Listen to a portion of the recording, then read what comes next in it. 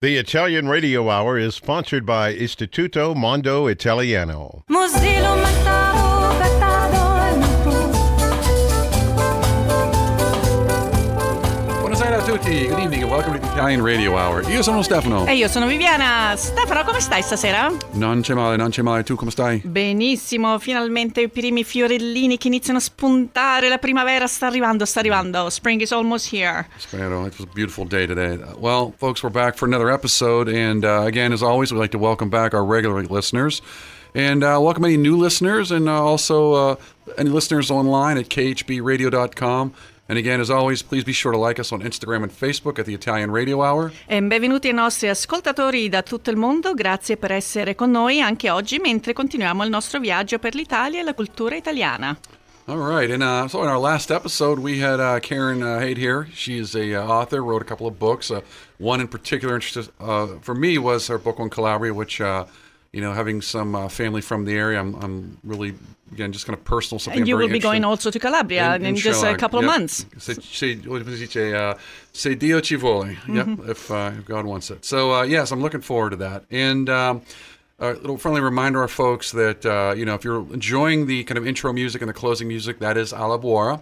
And they are going to be here for a concert Saturday, March 19th. There are still tickets on sale, but we do encourage you to hurry up and get on because there's not many left. So don't delay. Get on to istitutomondoitaliano.org and go get your tickets and see Alla Buora here on March 19th. But as always, the thing that most people tune in for is what I jokingly call the phrase that pays. And last week we were asked, avere la botte piena alla moglie ubriaca. Okay, well, I'm going to put you to test. So what is a botte? It's the container where we have wine, right? Sí. The keg, right? And ubriaco, you know what that means. Drunk, right. Okay? So how can you have a full keg and drunk wife? It's almost impossible. So it's the equivalent of having the expression having the cake and eat it too. So you cannot have one and the other. So it's a say. I couldn't find really the origin of it, but it's very, very popular and it's always quoted among the most common expressions you can translate, but you should know in Italian. All right, very interesting. So we're moving on. We're getting close to inviting our guests online, but first, our little pubblicità. Parli italiano? Do you want to learn, improve, or master your Italian? Istituto Mondo Italiano can help. Located in the heart of Regent Square, Mondo Italiano offers small group classes and one-on-one private tutoring to help you learn Italian in no time. Visit us online at www.istitutomondoitaliano.org. Our spring semester starts on March 26, so register today. All right. Okay. Show us on now. We've done all the pleasantries are done. We're going to introduce our guests, so please take over. Absolutely. So I'm very delighted to introduce to our audience Justine Mestichelli Medeiros and Joe Medeiros. Hello, are you with us? Yes, we are. Buongiorno. Buongiorno, buonasera. Yes, you are in California, so it's still a little afternoon. It's still espresso time for you. So what time does it become Bonacera time? A little later, 6 and 6:30. But okay. Anyway, just a little bit of introduction. Your biographies are amazing. We would need a couple different shows just to go over all your productions. But Justine is indeed the producer of the documentary Monalisa is Missing with her production company Medeiros Production. And in addition to the Monalisa is Missing, she has many other productions under her belt, and one that I personally enjoy as well. Maybe if we have 5 extra minutes later on, we'll be able to touch upon, is the Processions of Faith, the story of St. Peter's Italian Catholic Church, its parishioners and their saints. Very, very interesting. And as far as Joe Medeiros, I will 22 years of creating, writing, and for just one little TV show that millions of people had seen, The Tonight Show with Jay Leno, where for 17 out of the 22 years that you worked there, you were the head writer.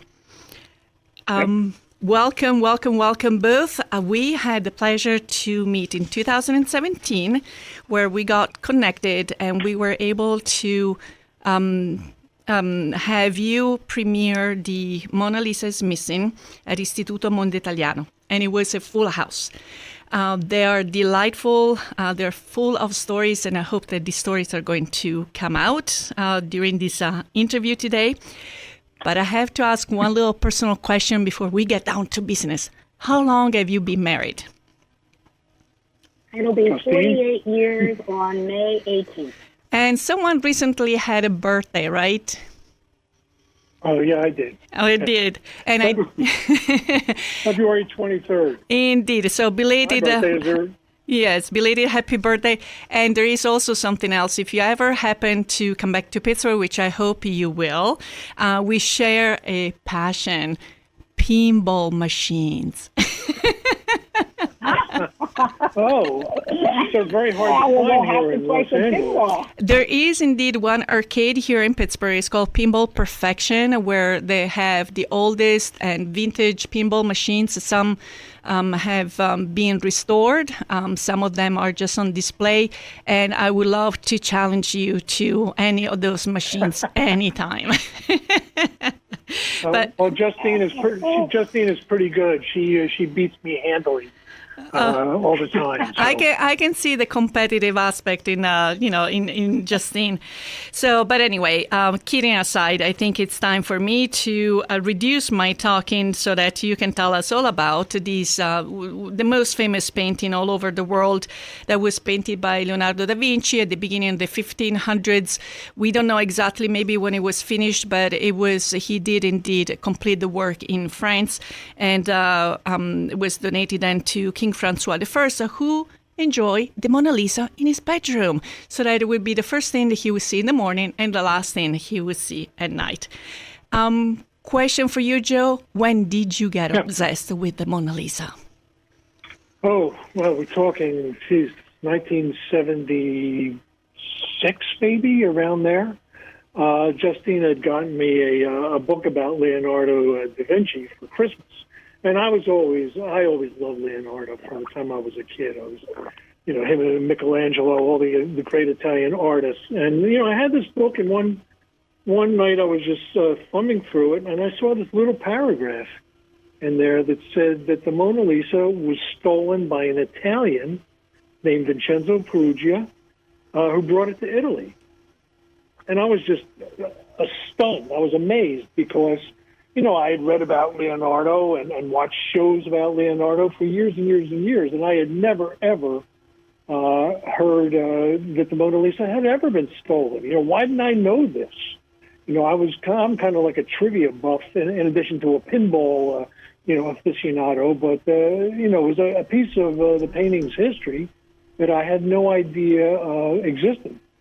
So I thought, I was a recent graduate from film school, and I thought, geez, this little guy having this painting, and bringing it to Italy, maybe there's a movie here. And that sort of, set me off on the path. And was a path that you completed right away, or kind of life got in the way? Life is what happens when you're busy making other plans. Yeah, that's right. That's right. Well, I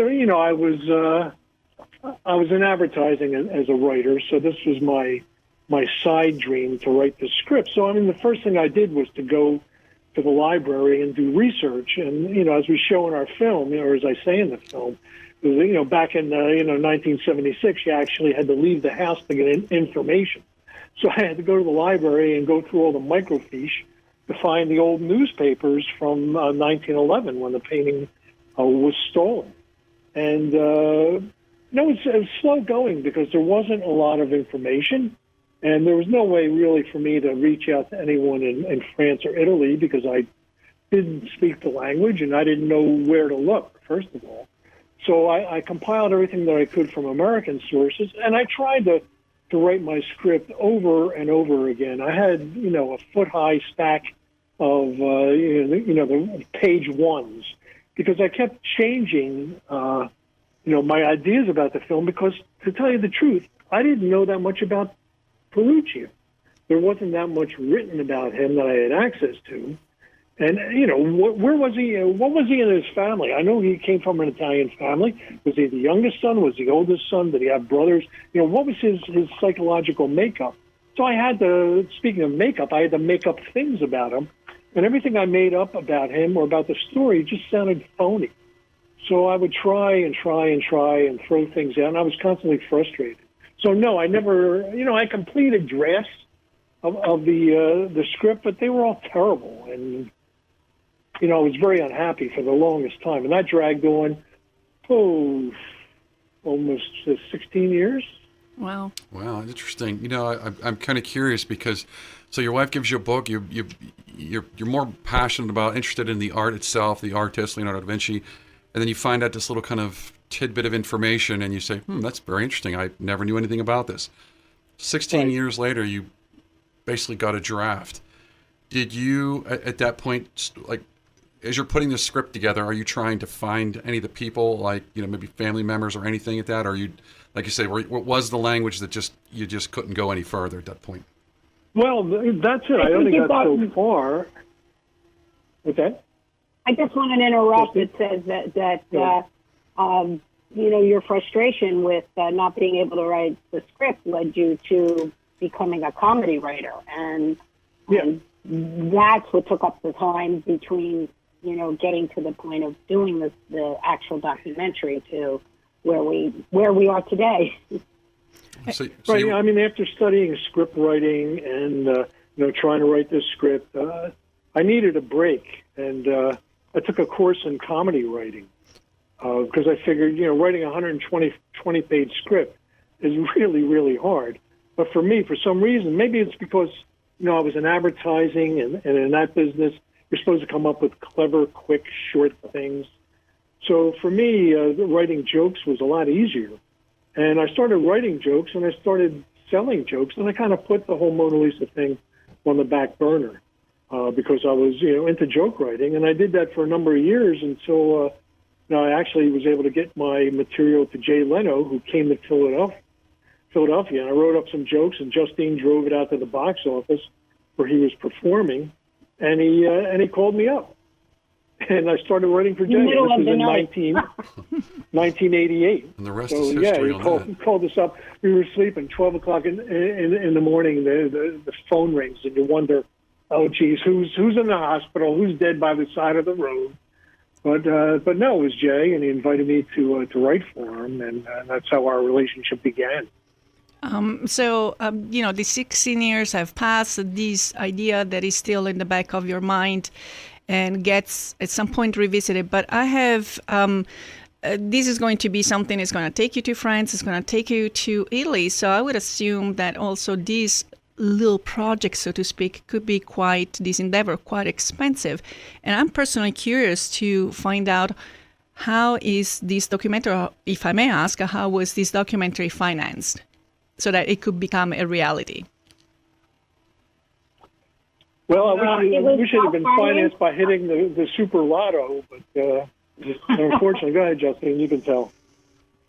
Yeah, it was self-financed. I mean, we've been very fortunate with Joe's position and, you know, late-night television for 22 years to make a former achievable salary, and we don't buy cars or jewelry or we're pretty frugal people, so we had enough savings to be able to fund it ourselves. I mean, in producing the film, the issue was Justine Peruggia, who's the mother of Vincenzo, when we found her, she had a heart condition, and we had to go immediately. So the process of raising money through grants or finding other producers was kind of impossible. And we're both very independent, and Joe really didn't want anybody else to create the story that he needed to tell. So we dipped into our savings and we financed it. But you have to understand, it was very frugal financing. I mean, everybody that you see that participated in the production of the film were basically volunteers, people who had the same passion we did and were willing to give us their time in order to help us get to the people we needed to in France and Italy to make the documentary. Thank you for answering that. I mean, obviously, it was a kind of a personal question, but sometimes we overlook the fact that things don't just magically happen, and whether it was on your end or with the help of all the people that contributed and volunteered to make it happen, because now you created a huge gift to us that we can enjoy. So you're digging out on the information the old-fashioned way, libraries, right? Microfiche. Right. So it's really a lot of physical work. I'm sure a lot of late nights. There are some scenes where Justine said, "This is just too much," if I remember correctly. Well, by the time we were actually making the film, I mean, you got to remember when I started this, I was going to the library, like I said, and looking at the microfiche and. Xeroxing copies and things like that. But by 2008, so we're talking, it's almost 30 years since I discovered the story. It's more than 32 years since I discovered the story. And in 2008, we had been making short films because the age of the digital cameras and the digital editing and the internet had come. So we were able to go out, and I was able to, get a good digital camera for a reasonable price and make some short films. And that's what Justine and I were doing in the beginning. And then one day she had an idea. She said, well, you've been wanting to do this Monalisa film for all this time. Don't try to make it a fictional film, because that's what I wanted. I wanted it to be, a Hollywood blockbuster type of film. She said, don't do that. Let's make a documentary. We're making documentaries. We know how to do that. Let's just make this documentary. And, of course, we didn't realize then how much we were biting off, because it was a much bigger project that took us a number of years. But by then we were able to reach out to some of the people that I knew through my connections with The Tonight Show. Mm-hmm. I knew I'd gone to the 2006 Olympics in Torino, and there I had met a wonderful Italian woman named Letizia Rubino, who was from Sicily but lived in Philadelphia. I'd gone to my college, Temple University. She was quite a bit younger than I was, but she was a real go-getter, and she was really into the project. And once we put her on tracking down the daughter of a thief who we had discovered online, I mean, that was really the other breakthrough, to making this film. It's like I only had words on paper, but here was an actual person who knew the thief. So Letizia got in contact with her, and she was willing to talk to us. Mm-hmm. And that was the beginning of really this thing coming to life. And it does give it such a realistic and human aspect to the documentary that is very much appreciated by all the viewers. So you're just leading to the meeting with Celestina Peruggia, the daughter of Vincenzo Peruggia, who unfortunately has left us. But when you went to meet with her, can you tell us a little bit how you were introduced and accepted, and whether you were trying to get more details from her, or if you had any information you wanted to give to her instead? Tell us a little bit more about Celestina and the other family members that you met. I can say this, that, it was really difficult for us to imagine what it would be like to meeting this family. But because we're both of Italian descent and now Italian citizens, we had the experience of an Italian family and what that might be like. Of course, we could have gotten to the front door and they could have said, go away. But this was a full-blown Italian welcome. I mean, the whole family came out, the champagne came out, the kids came out, and it was like meeting my grandmothers and our families in the way that we would meet them in America, an Italian, not an immigrant family, but, actual Italians. And it was kind of overwhelming. I think we were spent almost an hour just being in an Italian home with our Italian culture. Don't you agree, Joe? Yeah. What you see in the film, I mean, way that I shot this film was kind of trying to document everything as it happened, and not like setting things up. And I don't like documentaries where people go knocking on the door, and then the next shot is the camera's inside the house looking at the person at the front door. I mean, to me, that's all set up. I wanted the things to be as real as possible. So when you see in the film us walking up to Celestina's house, that was it. So it's probably one of the reasons why some of it's out of focus, because, I was trying to capture the moment. And she was just wonderful. It's as if she knew us for years, and we knew her for years. And her son, Silvio, and her daughter, Graziella, and their spouses, and they were just so welcoming. But the thing that sort of threw the monkey wrench into the my plans was that I sit down Celestina, I set up the cameras and set up the lights, and we call action, and I tell Letizia, because Celestina didn't speak English, and we don't know enough Italian to converse. So I told Letizia to say, okay, tell Celestina, tell us about your father. And the first thing that Celestina says is that her father died when she was 2, and she didn't really know him. So it's like, okay. Oops. End scene. I'm expecting this woman to be the font of knowledge for me for all these 30-some years that I wanted to know about her father. And she really, I actually knew more about Her father and his life in Paris than she did, because you got to remember, this was a crime. Mm-hmm. And the family, the Peruggia family, they were a long time in Dumenza. Silvio showed us something that one of their ancestors had carved in a floor, and it was like Peruggia 999, the year 999.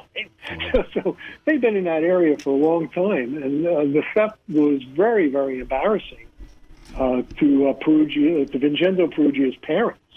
So consequently, they never talked about it. Obviously, you wouldn't. You wouldn't advertise. Hey, by the way, and but there was something that you mentioned in the documentary. She, growing up, Celestina was unaware. She was probably told when she was a little older, but people in the town knew that because they used the nickname Giocondina to refer to her, and in Italy, most likely, you're going to hear La Monalisa being referred also to La Gioconda. So that was a little odd for her. It's like, where is this nickname coming from? Until the family had probably to tell her the truth, and I think it was also customary at that point that the mother also got remarried. Is that correct?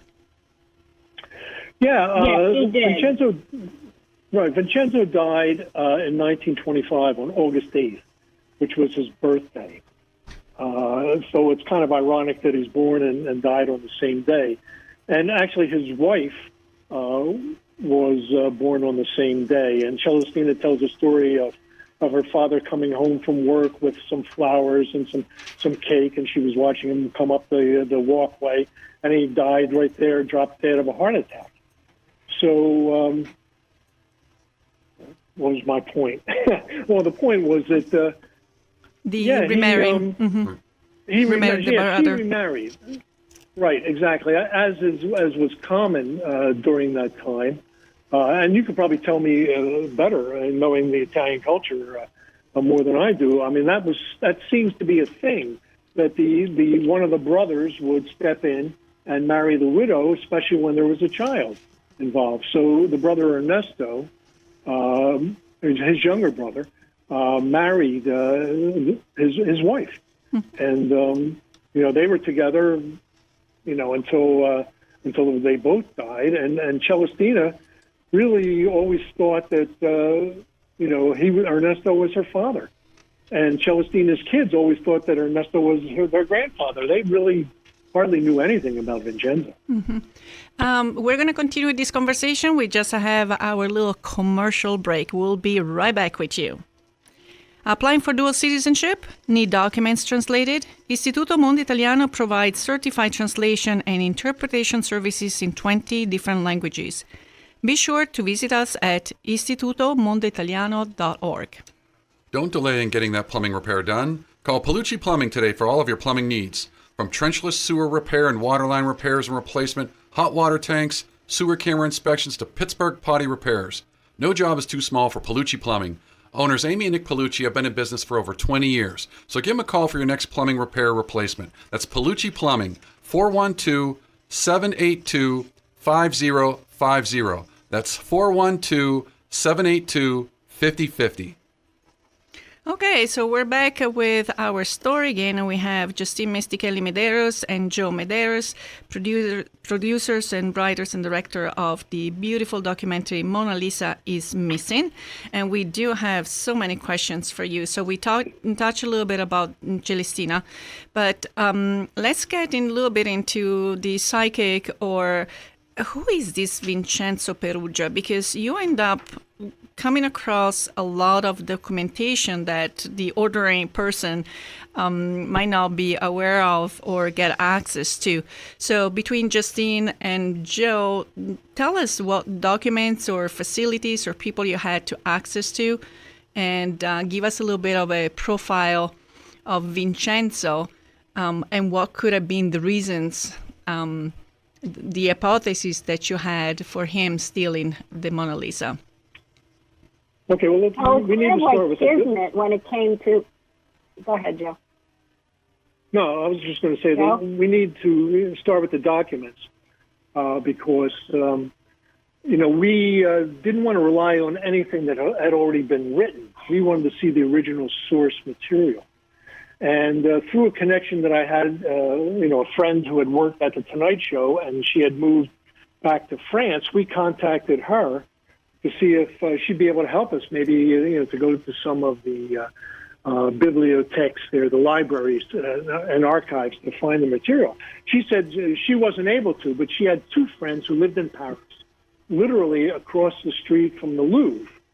And one of the people was Meredith and Stefan. And Meredith she was from Philadelphia. So we've got all these Philadelphia, Pennsylvania connections in this film. So they went across the street to the Louvre, and to the archives in Paris. And I woke up one morning, and my inbox was filled with 1,500 documents. So that's where it started, where we had the French documents. And then when we went to Italy, Letizia got us into the Archivio di Stato in Firenze, and that's where we found more documents about Peruggia and his letters. And that's what really tipped the balance and really, gave me the idea of, or the more grounded knowledge of who he was.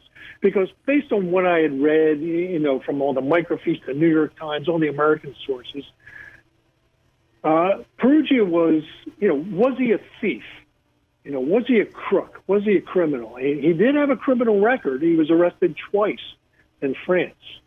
And his trial in Italy, the defense brought a psychiatrist up on the stand, and they said that Peruggia was mentally deficient. He was only partially responsible for his actions. And then Peruggia himself, claimed, I'm doing this for Italy, for patriotism. So, what was he? Was he a patriot? Was he a thief, a crook who was just lying, or was he crazy? And that's one of the reasons why I never finished my script, because I was never quite able to go with any of those reasons. None of them seemed right. So it wasn't until we got to find his letters where we actually got into his mind, into his psyche. And we got the psychiatrist's report. And that we had that translated as well. And between that, the psychiatrist's report and his letters, we were really able to read between the lines and figure out, who this guy was, or at least as close to figuring it out without actually meeting him and talking to him ourselves. So a lot of this was mostly kind of public information that you just needed to kind of find and then get translated.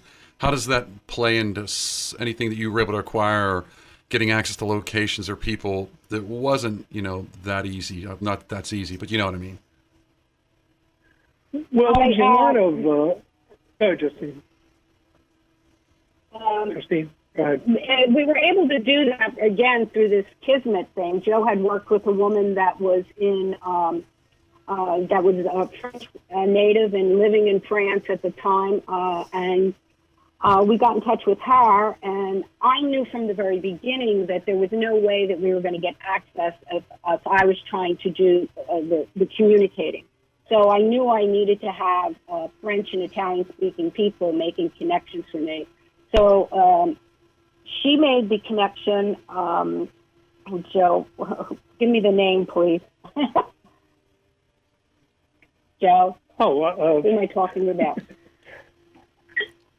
Keep talking. It'll come down. It's been a while. Both of us I'm 71 years old. Anne was Anne. Okay? Yeah, Anne, Anne right. Anne made the connection for us with the Louvre, and she did all the negotiating, and it's kind of crazy. We paid, $800 for 3 seconds of shooting the IM We needed to pay by the painting in the Louvre, whatever we were going to shoot. And then she made the connection. She actually helped us find the cemetery where Peruggia was buried. Mm-hmm. And she made all those connections. And then Letizia, she made all the connections in Italy with the Uffizi and any place else that we needed to go. So it was definitely the circumstance where we needed people who spoke the language to get us access to all the places that we needed to go. Mm-hmm. And that's how that works. There's no other way around it. You're not going to go in there as an American not speaking the language and getting access to everything we needed. And as far as we came into this issue with how we were going to get the film translated and all the documents translated, and of course we could not afford that on an independently financed budget. So we knew we were connected with a wonderful French woman in our area, and we went over to see her Joe went with a tape recorder, and we went over to see her to show the documents, and she started reading them, and she was so animated, unbelievably animated, that we said, wait, Joe said, wait, we're coming back with a camera. And so that's how we got around financially of having to have the documents translated. We went to all the people that we knew, like you saw our pizza man, Nando Di Stefano, in the film, who just, these were people out of central casting. They read the documents live to us on camera, which gave us this amazing and unpredicted response to what we were seeing, what we were learning. We're learning actually live on camera, right, Joe? Yeah, and that was the fun part of it, because I sort of went into this film with a shoot first and ask questions later. I had no idea how we were going to put it together. I knew that seeing Celestina, when we met Celestina, the film then became us going out and finding the answers, not just for me and my 32-year-old quest, but for her, because she wanted to know about her father too. So right there, that was the thrust of the film. So that was sort of like a gift. But other things you were saying, that were difficult to get. Two really amazing things, literally fell into our lap. We were shooting in Paris with Silvio Peruggia, and I knew where Vincenzo Peruggia had lived. I knew the street, and I knew the building because I had seen pictures, and we were able to find it. It's in the 10th arrondissement in Paris. And we were out there shooting, and all of a sudden this woman comes out of the building, and she's walking up the street with her son, and she stops us, and she says, "Are you the German crew?" And we say, "German? No, we're, American, French, Italian." She goes, "Oh, because they're coming to film on Saturday because I live in Vincenzo Peruggia's apartment." And it's like, what? That was like unbelievable that happened. And we made some arrangement with her to go right then and there to film in the apartment where Peruggia had stayed with the Monalisa. And who expected that? Yes, and I would like to, sorry for interrupting, but you're going to No. give us more details. But this was kind of very slick, very simple, non-Mission Impossible type of theft. Vincenzo Peruggia did work there, so probably he just took the Mona Lisa, rolled it up, put it under his smock, and before you know, the Mona Lisa is gone. And the reason why the theft didn't get detected right away is because, as in every museum, you move paintings around, you take them off the wall, you take pictures for catalogs, or maybe you're lending them to other museums. So seeing that little empty spot for a day or so was normal. But not that normal after a couple of days. It looks like there are two stories that circulate around the theft. The one about 6 copies being made by the Marquise di Valferino, and the one about the painting being stored on a trattoria table for 2 years in the town of Cadero. Is there any truth to either of these stories? And if no, why not? Oh, well, there's so many legends and conspiracies. It's like today, where conspiracies are nothing new. These conspiracies were back then. And the one thing that let me just mention, Viviana, is that the Peruggia could not roll up the Mona Lisa because it's painted on a piece of wood, a panel of poplar. So it's like 30 by 20. It's a big piece of wood that he had to literally carry under his arm, wrapped in his worker's smock. So, but once he got out of there, what did he do with it? Who put him up to it? The Valfierno story, where he was commissioned to steal a painting for this con man to sell 6 forgeries. Justine did tons of research in that, and I'll have her tell you about that. She knows more about that than I do. It's absolutely not true. The writer of the story, Carl Becker, was a Hearst journalist, a sensationalist journalist. He was at the end of his career, kind of down and out, and he created this story about the Marquis de Valfierno. And what he did was basically he wrote it in the Saturday Evening Post, was like a beach reading magazine. And he pieced together stories that he had lifted from newspapers of the day, which were all inaccurate, and created this fiction about the Marquis de Valfierno, and that's a whole other story about what that name might refer to. But the story is not true, and I've spoken to all kinds of journalists, and I've spoken to people at the Louvre, and there's nothing to prove this. The 6 copies have never turned up. You would think in all this time it would have. So it's detailed in the film exactly about that story. And the story in Cadero is just incredible. I mean, I would love to believe that story, Viviana, because it is definitely an Italian story, that someone would take the painting, with Peruggia's friends, they would take the painting back to the town where his friend lived, and then they would come up with this plan to stick it on a trattoria table and cover it, and people ate on it for 2 years. Great story. They believe it. It could really be true, but we really have no primary source evidence of that story being true.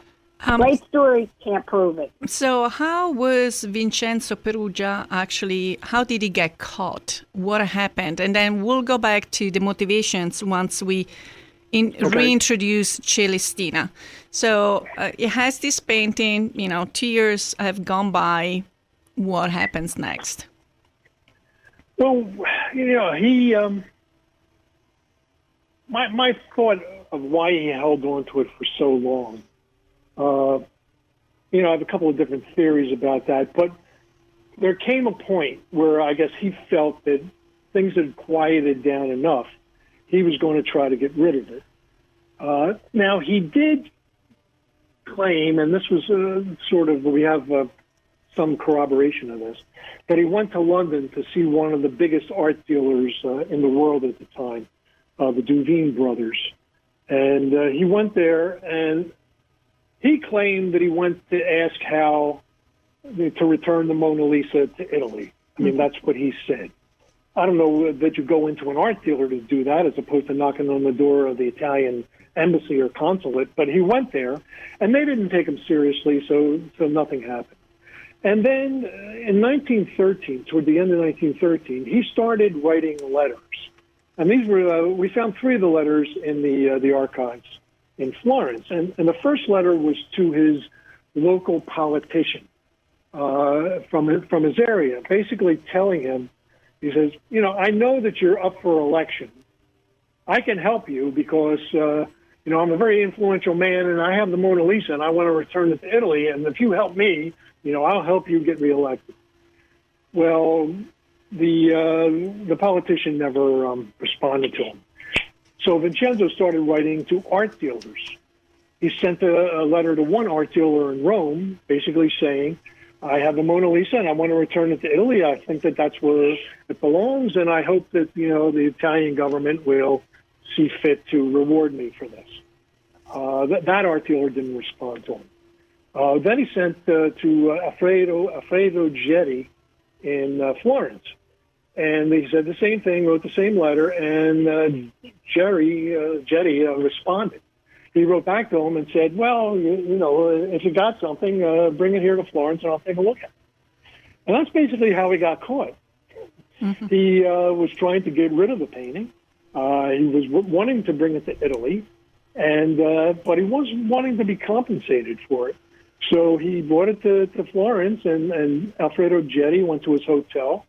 At the time, it was the Hotel Tripoli Italia, and he brought with him the director of the Uffizi Gallery, and they looked at the painting and decided, hey, this looks like it's the real thing. Mm-hmm. So once they, for sure, identified it by some photos that they had, mostly of the back of the painting, because if you want to forge the front of the painting, fine, but it's, you know, on a piece of wood, which is, you know, there are things on the back. There's different stamps, different markings that they knew about. A lot of so famous once people. They saw those, yeah, a lot of famous people also got blamed for, or at least investigated.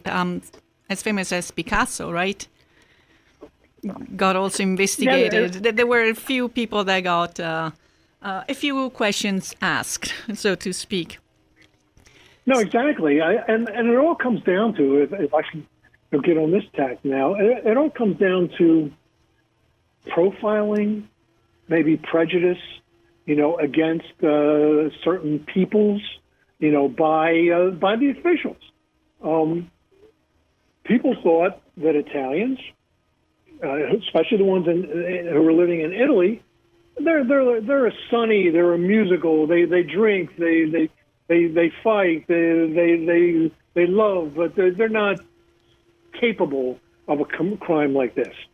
For the French police, it was actually, it's got to be somebody like a German or an Eastern European, which is why that Picasso, even though he was questioned, he's from Spain, the sunny Spaniard, you know, the Mediterranean peoples aren't capable of this.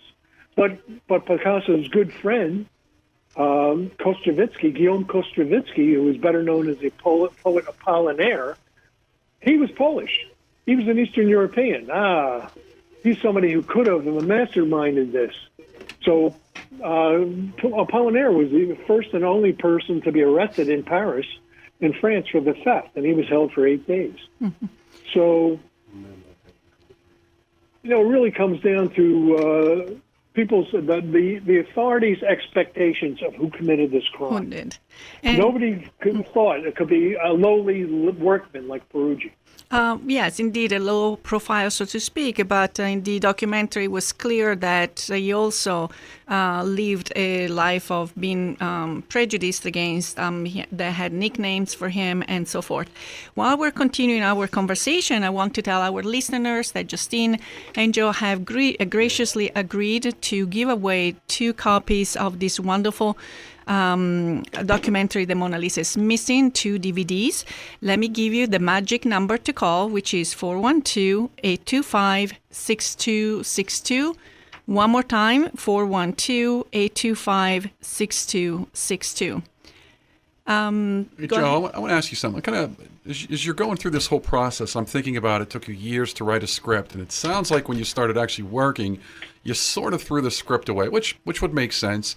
But as you're going and you're learning, what were some of the biggest, I want to say, surprises for as long as you took to research this, and then when you actually get started? I mean, what were your some like, whoa, I did not expect that. What were some of the things that you tell people, like, well, that was a big shock to me that I learned? Right. Well, the script itself was a fictional story, so that immediately got thrown out because here I'm looking to find the truth. So what is the truth?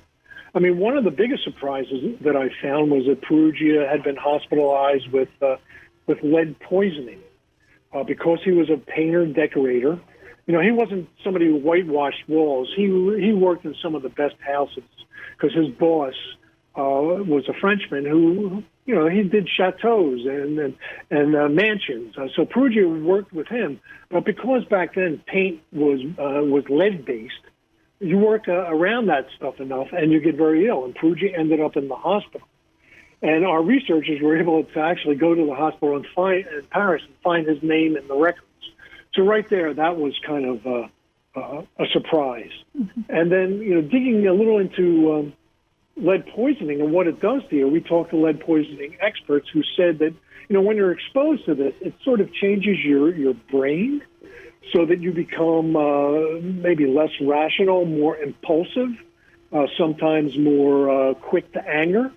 So I thought, well, maybe this is a smoking gun for why Peruggia, did this. But the real thing, hands down, the most surprising things were what he said in his letters to his family, you know, as to what really was his motivation, and that was everything. That was the gold, the nugget that we actually found to really help us finish the film. Justine, in one of the videos that I was able to, one of your video interviews, I think you were presenting the documentary in a film festival in France. And there is something that caught my attention because obviously the goal was also to go back to Celestina and trying to give her the truth. And you say that Celestina was one of those women that would have accepted anything. I mean, you found indeed her to be that type of person that would have been able to deal with anything. She was already pretty old. Can you tell us a little bit about probably the most crucial and maybe with a lot of emotions when the two of you had that conversation with Celestina and had to shoot those scenes where she ends up in tears? Well, I think that, we were both very apprehensive about going there to tell her the story. And we had planned on going there and speaking with her and then coming back the next day to show her. But the family insisted, and she insisted, that we show her this footage of what Joe had discovered that very day. And what really impressed me the most was knowing how Italians are. I mean, either you're going to get this reaction that, no, it's not true, I don't want to hear this, or you're going to get a reaction that is accepting. And I was so overwhelmed by her graciousness and understanding and willing to accept the fact that her father had committed this crime not with the intent of greed, but with the intent of helping his family. That this was going to be a way for him to provide for his family, as we saw in the film, and Joe can explain that a bit more. But this was a moment where he was doing what he did for his family. He wasn't going to take off and take the money and never see them again. He wanted to get them out of the poverty that was so prevalent in Italy because there was no work.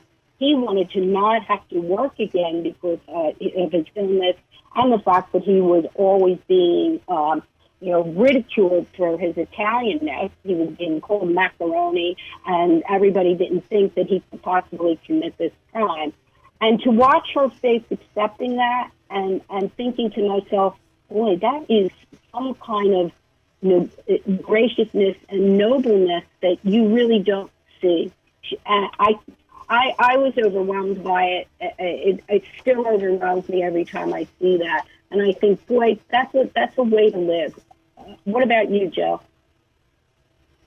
Yeah, I agree. When we went back there, I was pretty nervous, about telling her, what ultimately I thought would be bad news. And I really came to be very fond of Celestina, and, I didn't want to hurt her. In fact, I was postponing. We went there, I guess, the night that we arrived from Milan or wherever we were coming from. And we were talking, and I said, well, I'll come back tomorrow to show you the letters. But her son, and she said, no, let's do it now. So I set up my laptop and set up the camera, and on the laptop I had the photos of the letters that we found in the archives. And then her son, Silvio, started reading them, and there was a letter that basically laid out, what this was all about, what Peruggia's motives were.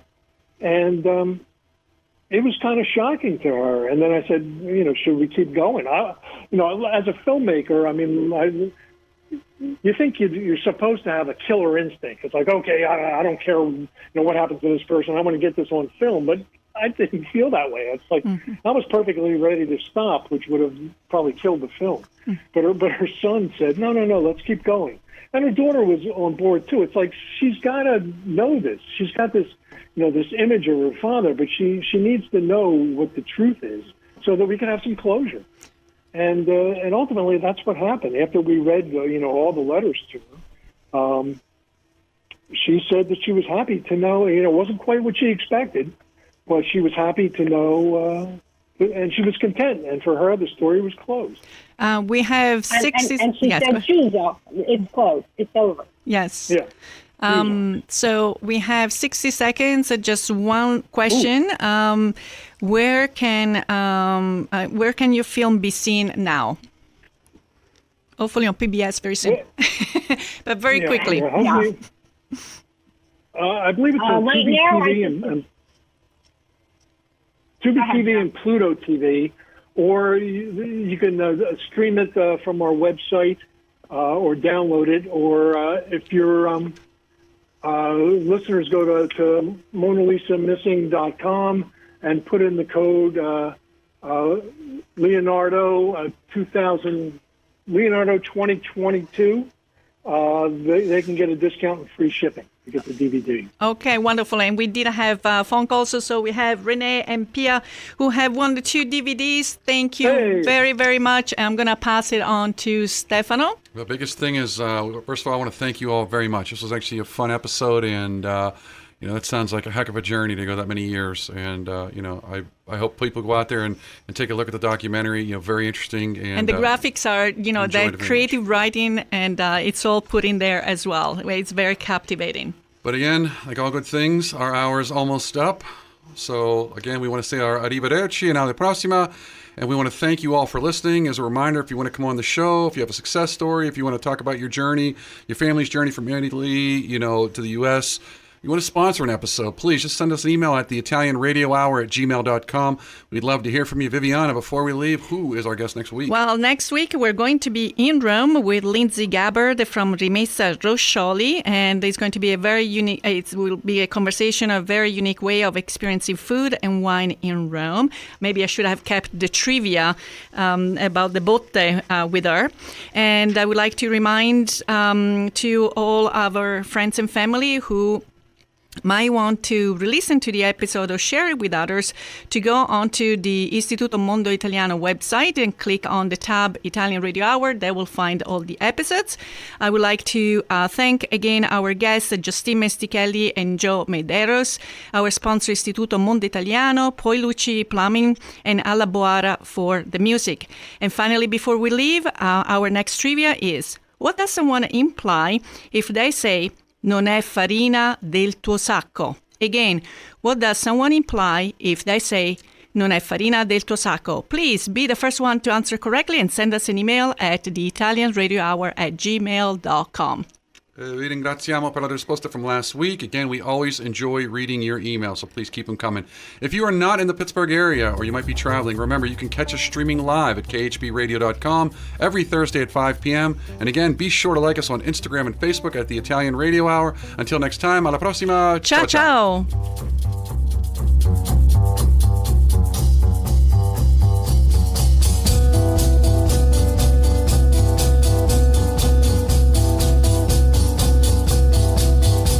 Ci staccino garofula adorno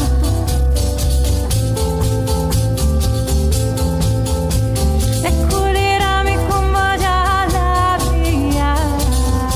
The Italian Radio Hour has been sponsored by Istituto Mondo Italiano.